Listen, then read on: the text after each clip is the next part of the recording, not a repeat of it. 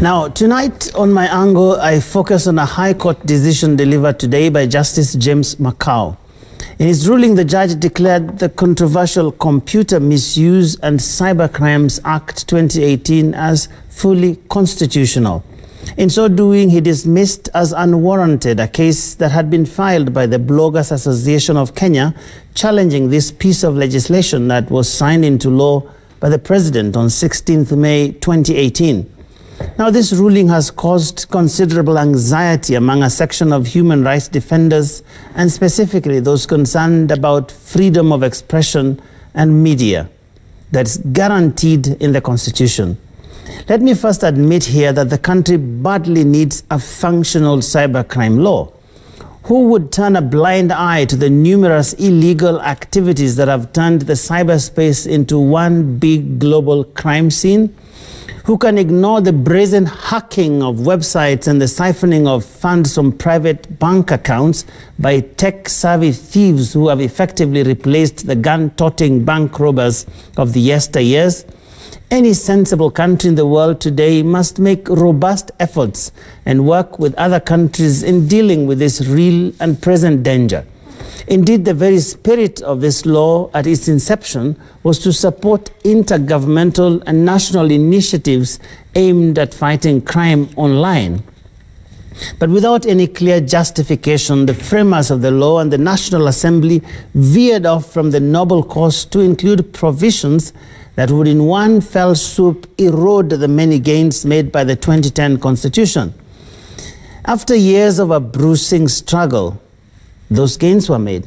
Now, I have in mind, for instance, Section 23 of the Act, which says which makes it a crime, rather, to publish information that, quote, is likely to discredit the reputation of another person. Now, that could be fined as much as 5 million shillings or imprisoned for a term not exceeding 10 years as a punishment. Now, don't get me wrong. I'll be the first person to ask for a death penalty or something worse for people who damage the reputation of others. I've been a victim many times.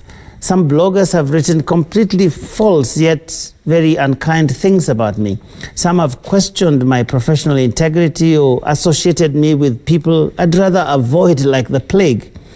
Yet I still believe it is a dangerous step to have such a broad provision making defamation a criminal offense.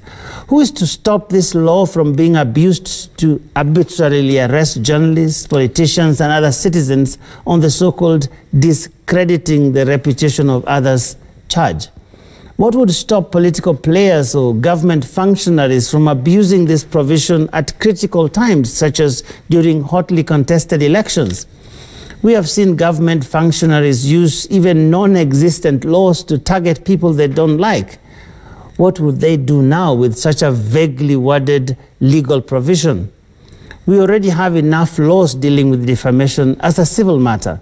In fact, many defamation cases are brought against individuals and even the media on a regular basis. The Constitution itself has gone to extraordinary lengths to secure the right to express oneself. No one should sneak back unwarranted limitations to this freedom that was gained at great pain and at a great price in our Constitution. Yet this is one among several concerns that different observers have about today's ruling and the net effect of the law. The Act, no doubt, has many good provisions, such as those targeting criminals who won't return your money when you wrongfully send it to their phones, or those who rob banks from their computers, among others. These must be protected and enforced, but they must never, ever be used to sneak back draconian provisions that will only serve to make nonsense of the journey Kenyans have walked in expanding the country's democratic space. That is my angle tonight.